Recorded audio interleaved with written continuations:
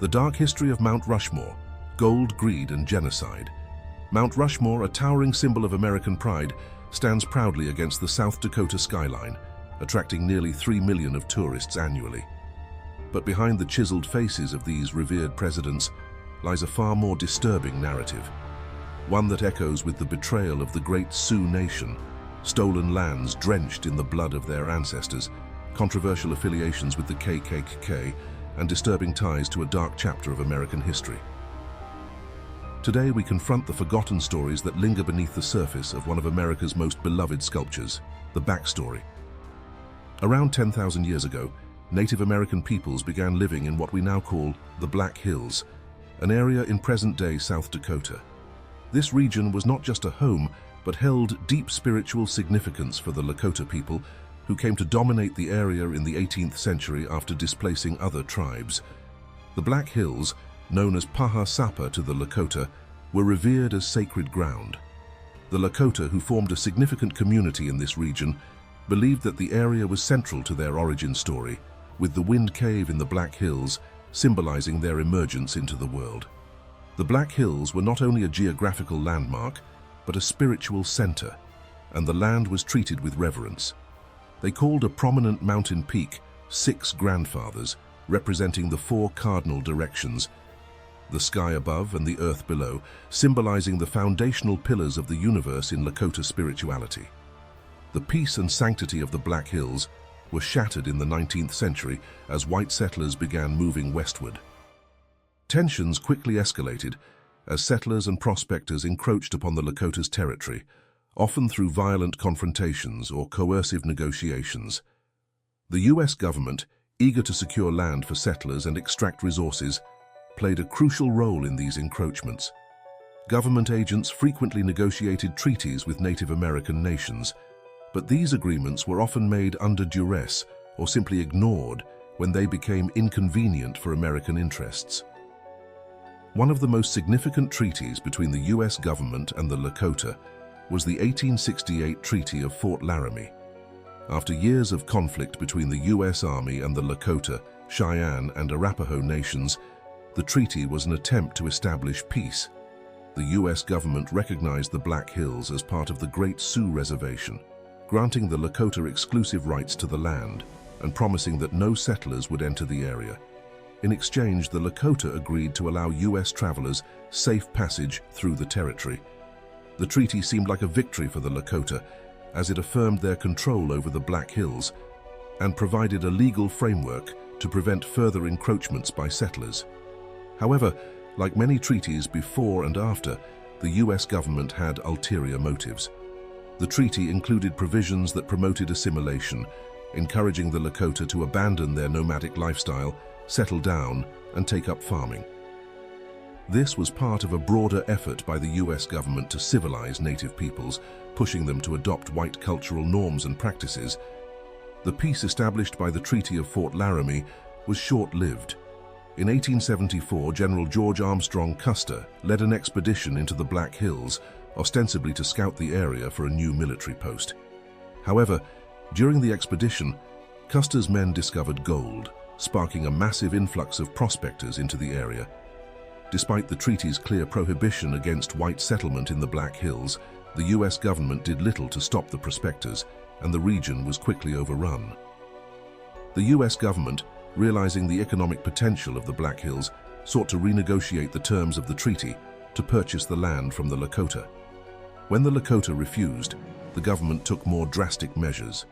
In 1876, the U.S. Army launched a military campaign against the Lakota, culminating in the infamous Battle of Little Bighorn, where Custer and his men were defeated by a coalition of Lakota, Cheyenne, and Arapaho warriors.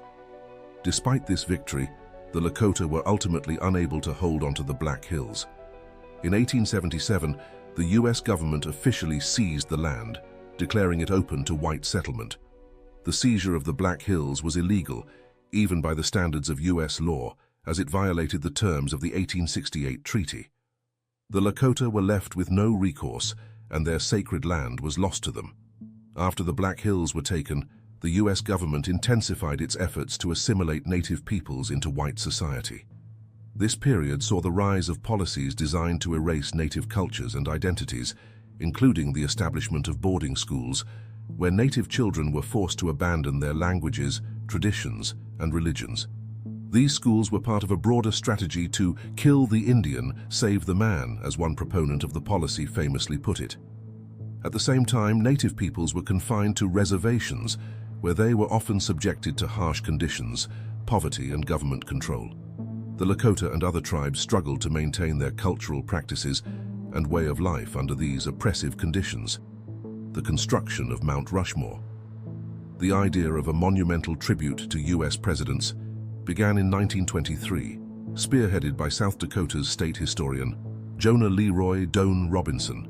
Known as the father of Mount Rushmore, Robinson's concept for the monument wasn't initially about preserving history or honoring the nation's great leaders. Instead, his goal was to attract tourists to South Dakota, a state with little to offer in that regard. Robinson believed that a grand monument would draw visitors from across the country. With this vision in mind, he needed a renowned artist to make it a reality. Here's where Gutzon Borglum gets into the picture. Gutzon Borglum was a sculptor famous for his monumental works. Robinson convinced him to join the project, and Borglum brought not just skill but ego, ambition, and a problematic past. He had previously worked on the Confederate Memorial at Stone Mountain in Georgia, a project he abandoned after disputes over funding and artistic control. His ties to the Ku Klux Klan, which supported the Confederate Memorial Project, only darkened his legacy. Initially, Robinson had envisioned a tribute to Western figures like Lakota leader Red Cloud, explorers Lewis and Clark, and Buffalo Bill Cody. However, Borglum pushed for something grander, figures of national, not regional significance. He envisioned a monument that would feature U.S. presidents and symbolize a 150-year progression of American history. With Robinson's support, Borglum's vision prevailed. The original site for the monument, a series of granite pillars known as the Needles, was scrapped when Borglum deemed the rock unsuitable. Instead, he chose the mountain known to the Lakota Sioux as the Six Grandfathers, but settlers referred to it as Rushmore, after Charles E. Rushmore, a New York attorney who had no real connection to the land other than checking legal titles in 1884. Now let's briefly take a deeper look at the construction. Borglum was not just the lead sculptor, but the autocratic manager of the entire project. His vision for the monument was extensive. He originally planned to include full-length carvings of the 4 presidents rather than just their faces. He also hoped to carve a grand inscription detailing the history of the United States, as well as a hidden hall of records inside the mountain to store important documents and artifacts. Borglum's control over the project was nearly absolute. He selected the new location after rejecting the original site proposed by Robinson, and he determined the artistic vision, even overriding initial plans to feature prominent figures of the American West, like Red Cloud and Buffalo Bill.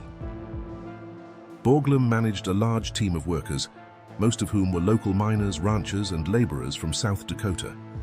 Many had no experience in sculpture or stone carving, but Borglum trained them in the techniques necessary to carry out his vision. Over 400 men worked on the monument between 1927 and 1941, enduring dangerous conditions and extreme weather on the mountain. There were no deaths during the project, a remarkable fact given the hazardous nature of the work. Borglum's management style was often harsh and demanding.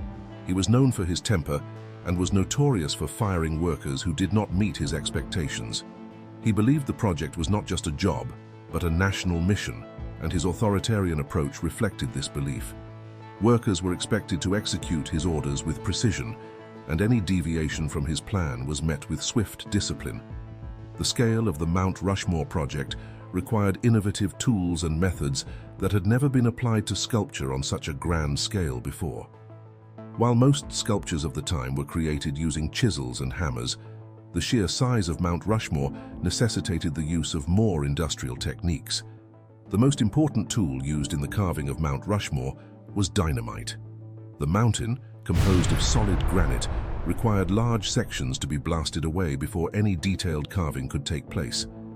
Dynamite was used for about 90% of the mountain's carving, blasting over 450,000 tons of rock. By the time Borglum died in October 1941, due to surgical complications, the monument was incomplete. The four presidents were never given the torsos Borglum had planned, and rubble from the carving was left piled at the mountain's base. The implication and aftermath of the construction.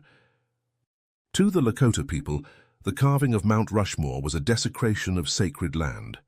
The presidents chosen for the monument, George Washington, Thomas Jefferson, Abraham Lincoln, and Theodore Roosevelt, had legacies intertwined with anti-indigenous policies. Washington, called Town Destroyer by members of the Iroquois Confederacy, had ordered the destruction of 50 villages during military campaigns in 1779. Theodore Roosevelt, a strong advocate for westward expansion, infamously stated, "I don't go so far as to think that the only good Indians are dead Indians, but I believe 9 out of 10 are."